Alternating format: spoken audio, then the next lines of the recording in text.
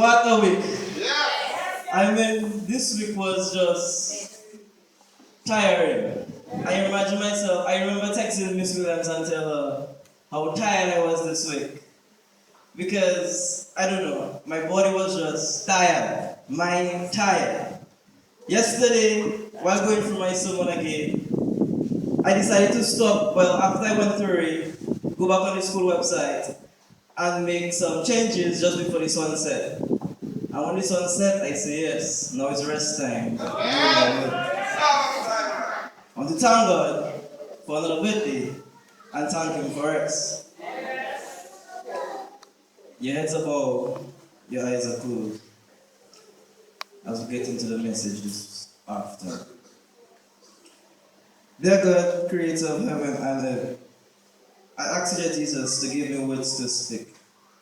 Be with me as I'm about to speak on this delicate topic about end of time. I ask you, Jesus, to help me to get the Greek words correct and to pronounce it well. And so that the church will understand. Help me, Jesus. Use your spirit in your name.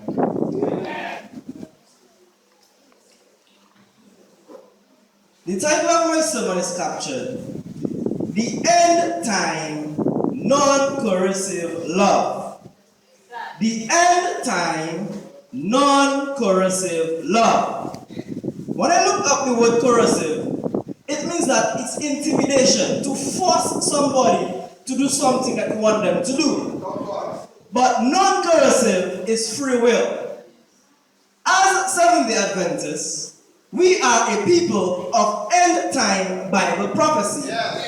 Or what theologians call it, eschatology. First, we believe in the movement we are part of was foretold in Bible prophecy. Second, we believe we are living in the final phase of human history.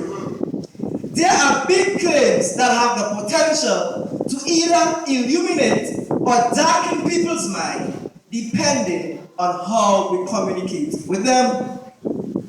Ellen White discerned that there is a potential danger we need to deliberately avoid in our preaching of last-day events. I quote Signs of the Times, dated March 17, 1887. The shortness of time is frequently urged as an incentive for seeking righteousness and making Christ our friend. This should not be the great motive with us, for it savors of selfishness. It is necessary that the terrors of the day of God should be held before us, that we may be compelled to right action through fear. It not ought to be so. Jesus is attractive. He is full of love, mercy, and compassion. He purposes to be our friend. End of quote. What an insightful and necessary caution for a people called to proclaim end-time prophecy. Preachers should not present Bible prophecy in a manner that arouses fear. God promised in revealing time events, it is not to scare us, but to prepare us. Miss Williams, it is not to freak us out, but to pull us in. It is not to impose anxiety upon us, but to generate hope and peace within us. If I get right with God because time is short, I don't actually know or love God. I am merely on a self-preservation trip. While I may look like I'm serving God, I am really serving myself. There's only one legitimate motive for serving the Lord. In Ellen White's words, Jesus is attractive. His love is the actuating motive we need to keep in focus as we preach end-time prophecy. The attractive loveliness of his character, when we see it, it moves us from the inside out. Listen to King David on this matter. As we go to the text, Psalms 27, verses 4 and 5. One thing I have desired of the Lord, that I will seek after, that I may dwell in the house of the Lord all the days of my life, to behold the beauty of the Lord, and to inquire in his temple. For in the time of trouble he shall hide me in his pavilion. In the secret of his tabernacle shall he hide me. He shall set me upon a rock. Notice that David's focus is not on end of time trouble, but rather on the beauty of God's character. In the text of that focus, he has a sense of confidence, not fear, regarding the time of trouble. Now that is a healthy perspective on the time of trouble and on the end of time events. Each of us need to ask ourselves if we resonate with David's sentiments toward God. Are we captivated by the beauty of God's character? If not, we need to make it our highest priority to obtain a vision of God's love so true and clear that we are swept out of our faith into the love of our amazing Creator. Outside of this experiential context, last day events can only arouse fear in our fragile hearts. It is literally impossible for us to rightly interpret end of time events when we allow the events to eclipse Jesus. Doing so inevitably distorts the eschatological picture into disfigured composite fear-based speculations, and false alarms calculated to get people hyped up on the predictions about the future rather than settle into Christ as their security. A fixation on end-time events will inevitably develop an unhealthy appetite for exposing the bad guys, magnifying the threat of danger, and driving people into uncertainty regarding whether they or not they can make it through the end time of trouble. Eschatology is a vital part of our message, that's for sure. But like all of our doctrines, it only serves God's given purpose when we allow it to function as a window through which we can discern God's love. So let's approach end-time events from that perspective and see what we discover. First, the core dynamic of end-time events. We will begin by our exploration of eschatology by asking a simple question. What is the core dynamic that we can expect to see unfold in the final events of human history? John 16, 1-4 gives us the answer. These things have I spoken unto you, that ye should not be offended. They shall put you out of the synagogues. Yea, the time cometh, that whosoever killeth you will think that he doeth God's service. And these things they will do unto you, because they have not known the Father nor me. But these things have I told you, that when the time shall come, ye may remember that I told you of them. And these things I said not unto you at the beginning, because I was with you. Wow.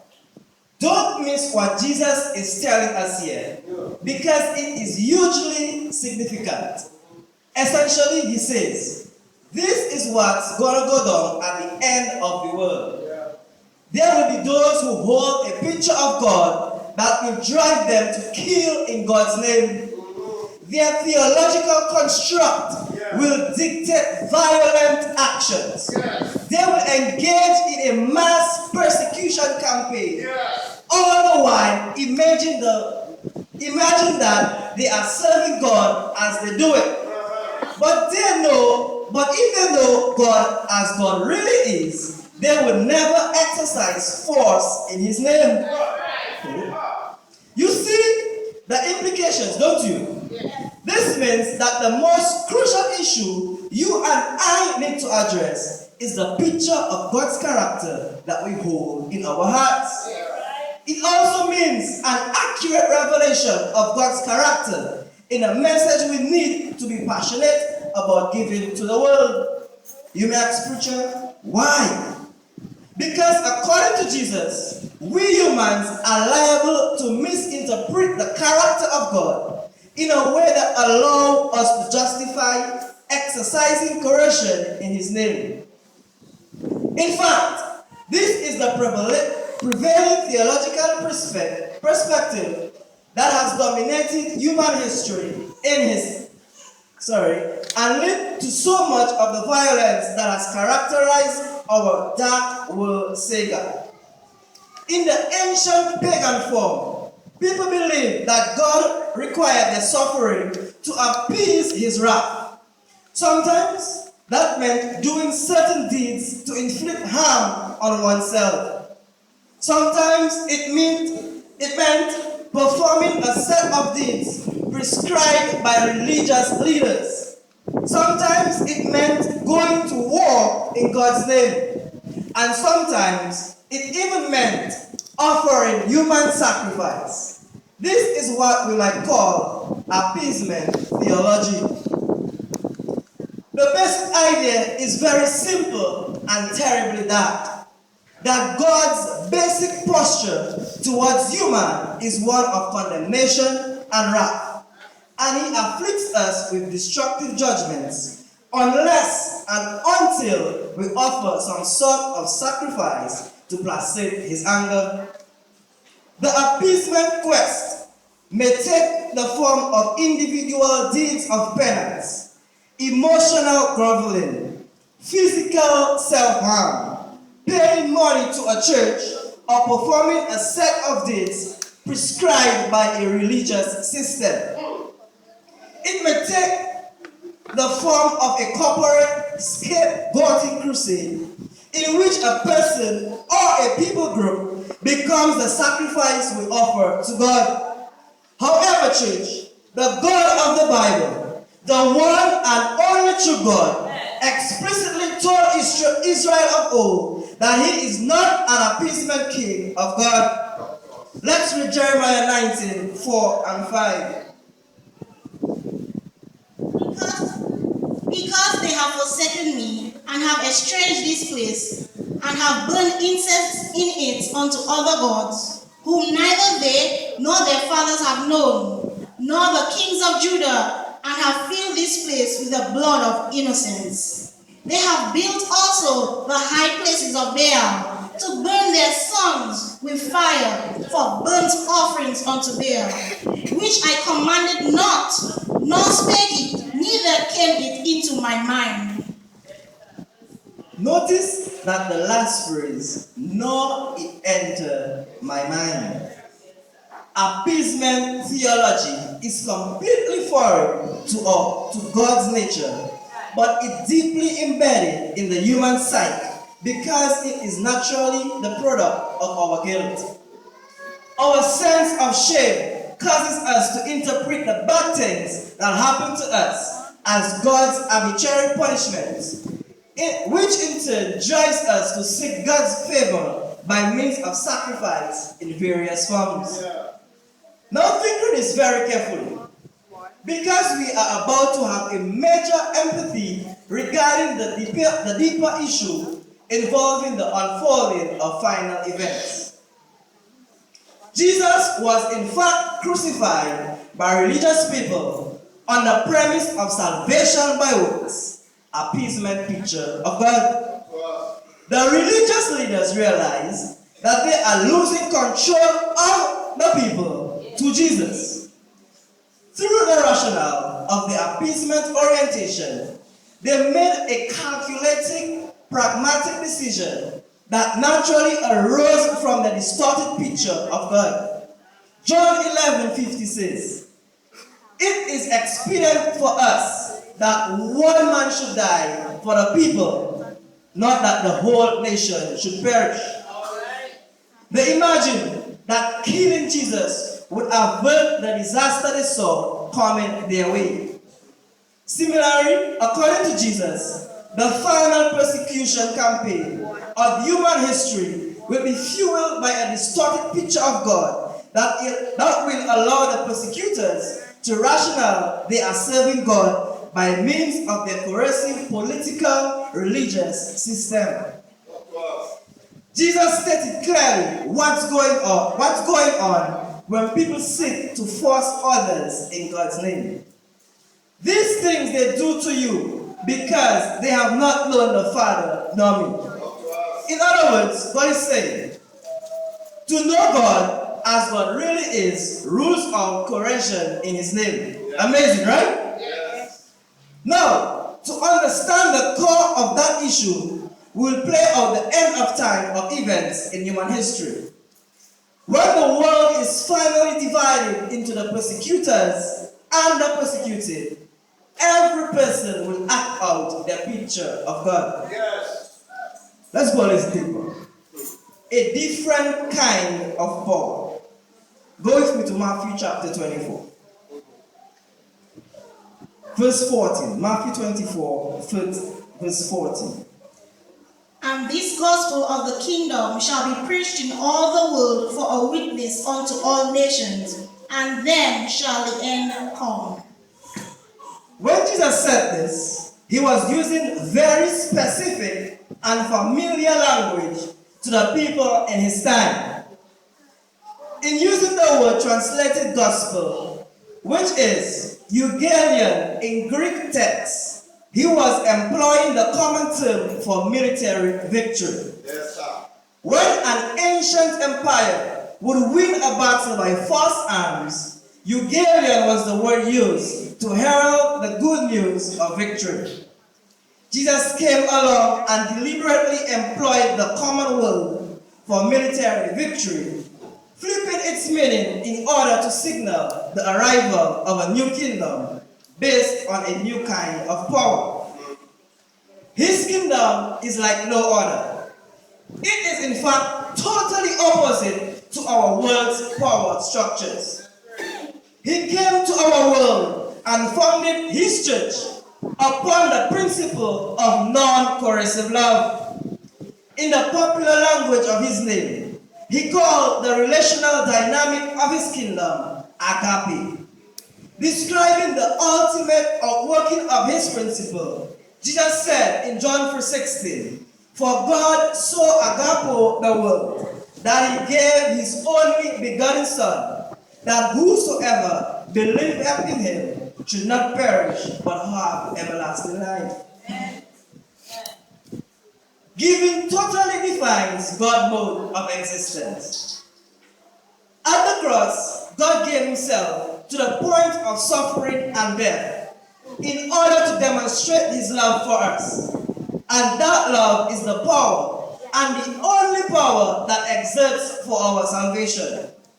The cross reveals that God is only interested in drawing human beings to himself by the attractive power of his love. Conversely, he is not interested in the outward compliance under coercive pressure. Jesus also applied the principle of non-coercive love to human relations in general and to church relations in particular. Let's go to Matthew 20, 25 through 28. But Jesus called unto him and said, Ye know that the princes of the Gentiles exercise dominion over them, and they that are great exercise authority upon them. But it shall not be so among you. But whosoever will be great among you, let him be your minister. And whosoever will be the chief among you, let him be your servant. Even as the Son of Man came not to be ministered unto you, but to minister, and to give his life a ransom for many. Yes, this is what Jesus intended his church to look like. How he meant for it to operate. And through his church, this is how he wanted the world to see his character. Jesus is decidedly pro-freedom and anti-force. His life, death, and teachings set in motion a relational system characterized by a powerful dynamic rather than the power over manner of relating. His kingdom stands diametrically opposed to imposing theological emotion or civil coercion upon human beings in matters pertaining to one's individual relationship with God. After Jesus departed from the world, having established his church on the premise of what we might call the love, freedom, relational dynamic, his disciples advanced his peculiar upside-down kingdom in two ways.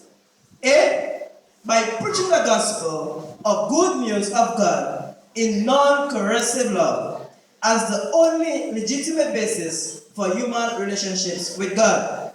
And B, by living out his love within the church as a covenant community, meaning that men and women only join the church on the premise of voluntary response to God's love. The church was not to be a civil system imposing beliefs by means of law, but rather a conventional system setting forth the attractive beauty of God's character as an invitation to which we are free to say yes or no. Say yes. Church, say yes. Yes. Now say no. You are free to do that. Once you understand that non-coercive love is the foundational principle of the gospel, we are prepared to discern by contrast that the very political and religious systems that attempt to use force in the name of Jesus is in fact antichrist. Yes, sir. This brings us to the prophecies of Daniel and the Revelation. Yes, sir. Daniel and the Revelation tell the story of Jesus conquering deception and the force with truth and love. That's the core logic embedded in Bible prophecy. If we miss that, we miss the whole point. It's just truth and love. Let's go to Daniel 8, 4-9. I saw a ram pushing westward and northward and southward, and so that no beast may stand before him. Neither was there any that could deliver out of his hand. But he did according to his will and became great. Became what? Great. Became great. And as I was considering, behold, an he-goat came from the west on the face of the whole earth, and touched not the ground, and the goat had a notable horn between his eyes. And he came to the ram that had two horns, which I had seen standing before the river, and ran unto him in the fury of his power. And I saw him come close unto the ram, and he was moved with the choler against him, and smote the ram, and brake his two horns, and there was no power in the ram to stand before him. But he cast him down to the ground, and stamped upon him, and there was none that could deliver the ram out of his hand. Therefore the he-goat waxed very great. Very great. Mm-hmm. And when he was strong, the great horn was broken, and for it came up four notable ones toward the four winds of heaven. And out of one of them came forth a little horn, which waxed exceedingly great, toward the south, and toward the east, and toward the pleasant land. You see, Daniel shows a series of world empires. Each one want to advance their forces upon the other. Notice the escalating pattern of self-exaltation Daniel outlines. Watch your text, verses 4-9. There is great, very great, and exceedingly great.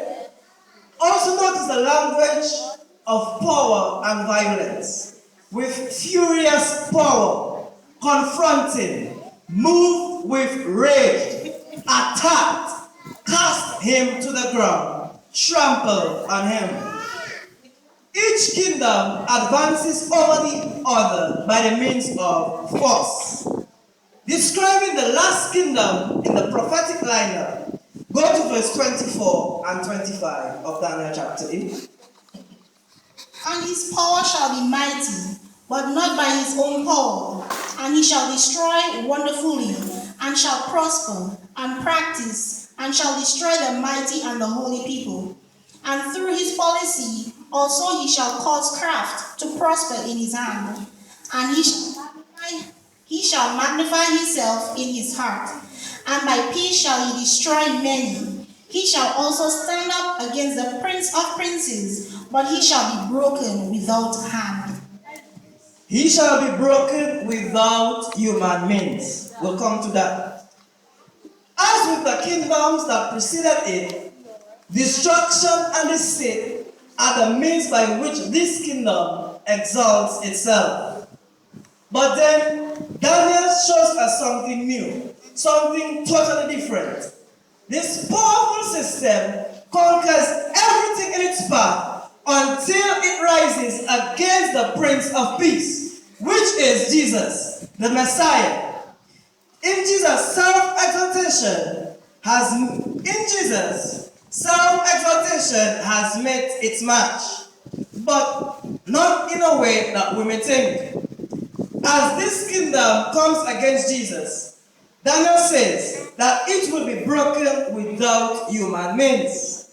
In other words, Jesus does not conquer by the same principles commonly employed by human power structures. He operates on principles that run directly contrary to the principle employed by the kingdoms of this world.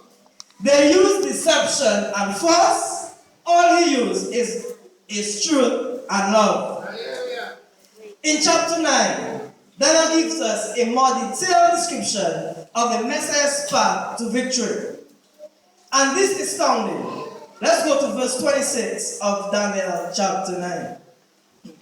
And after 62 weeks shall Messiah be cut off, but not for himself. And the people of the prince shall destroy the city and the sanctuary, and the end thereof shall be with a flood, and unto the end of the world desolations are determined. This is a prophecy foretelling the self-sacrificing death of Jesus. The one true King of the world would voluntarily give his life at Calvary, but not for himself, but for who? The world. Daniel wants us to understand that King Jesus operates by a different kind of power. Jesus went to the cross for his enemies and for all of us rebellious, fallen human beings.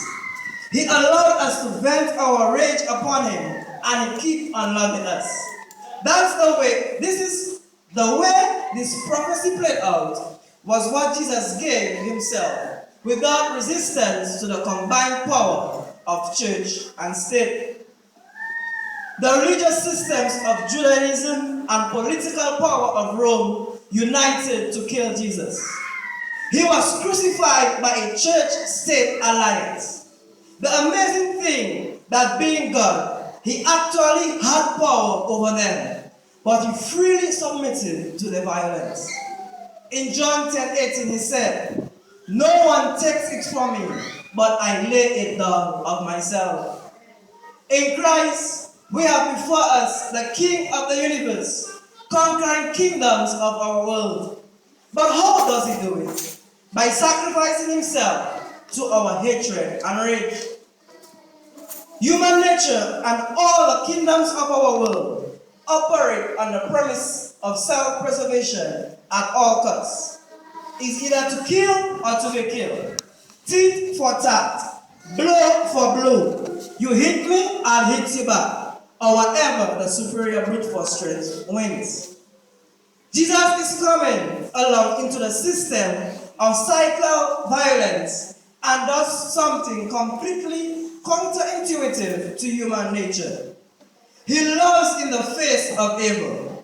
Go with me to 1 Peter 2 and verse 23 and 24. Who, when he was reviled not again. When he suffered, he threatened not, but committed himself to him that judgeth righteously, who his own self bare our sins in his own body on the tree, that we, being dead up to sins, should live unto righteousness, for whose stripes ye were healed. Only love for one's enemies has the power to crush the enmity and birth a new relational dynamic. That's precisely the healing genius of the cross. What we see on display is Jesus is a love that cannot be overcome by hate and violence. All anti-forces are crushed by his love.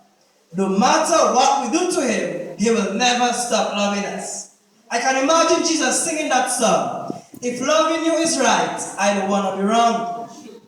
When we come up against God's love, we have encountered a force more powerful than force.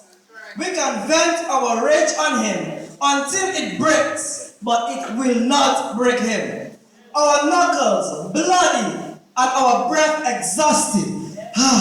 But he just stares with forgiveness into our angry eyes until we either subdued by his love or irrevocably at odds with it. That's the central message of Daniel's prophecies.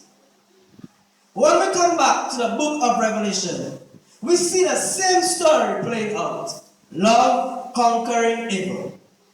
John opens Revelation by telling us the star of the book saves and rules by means of self-sacrificing love. John wants us to understand that Jesus is a king like no other. His dominion rises from the fact that he laid down his life for us.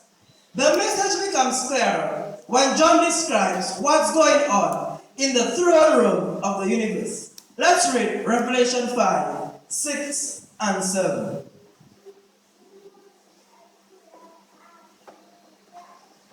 And I beheld, and lo, in the midst of the throne and of the four beasts, and in the midst of the elders stood a lamb as it had been slain, having 7 horns and 7 eyes, which are the 7 spirits of God sent forth into all the earth.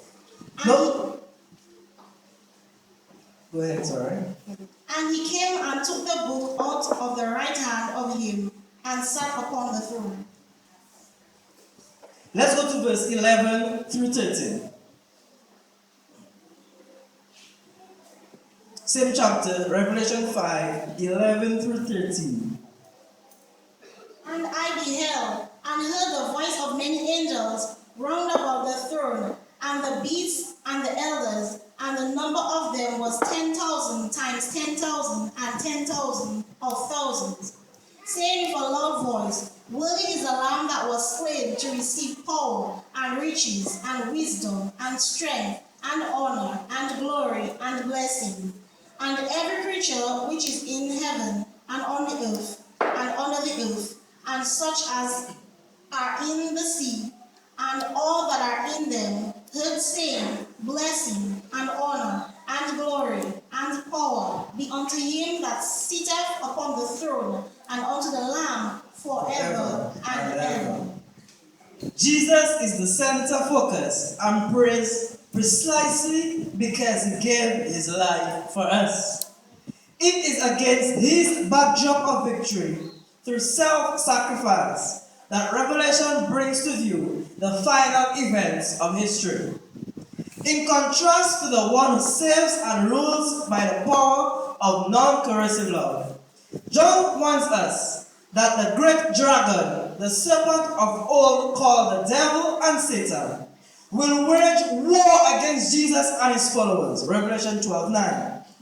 The striking point of the story is brought sharp into focus in Revelation 12 and verse 11.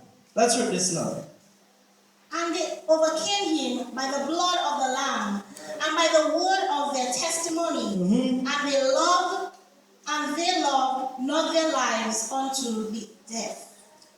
The message is clear.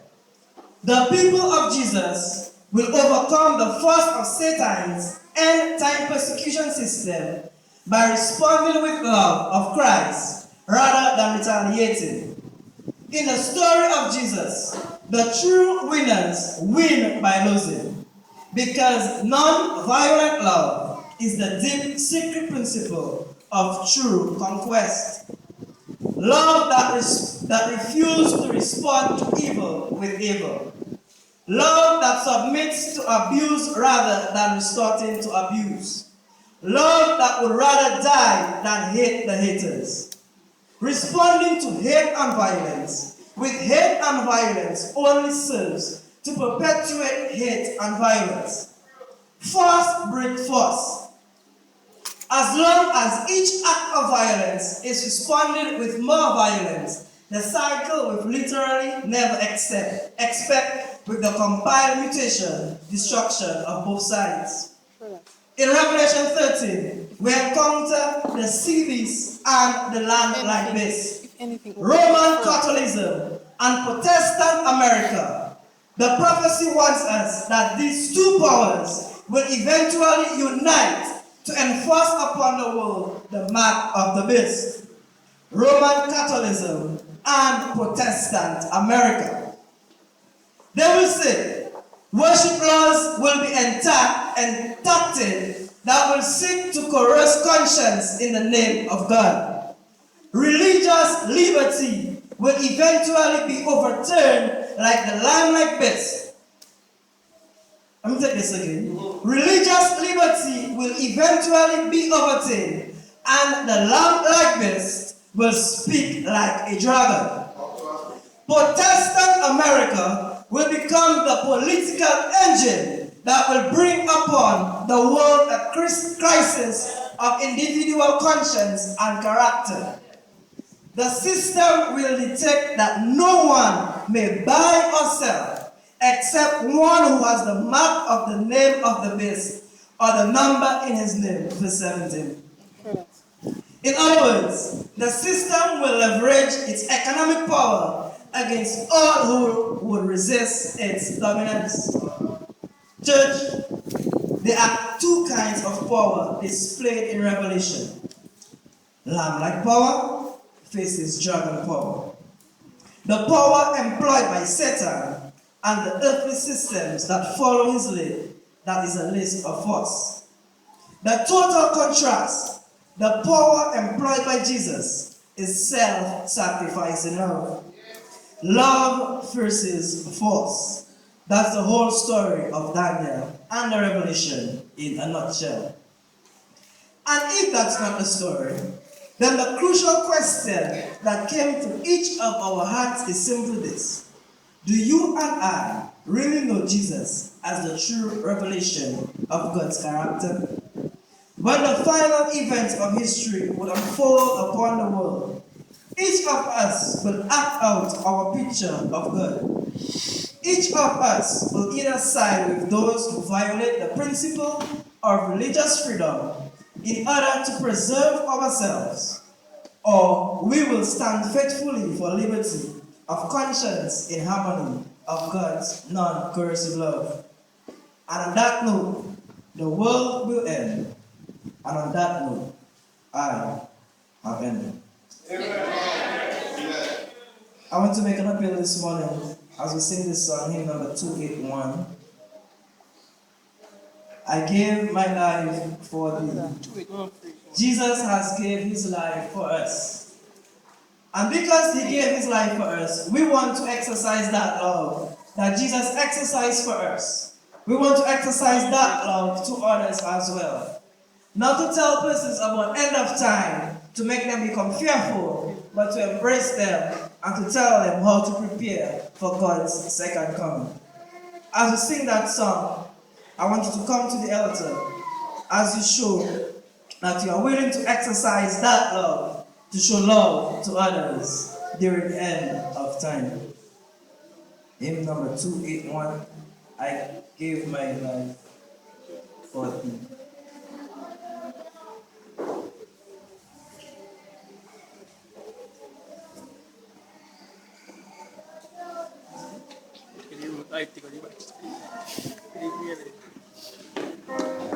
Stand up and sing the music.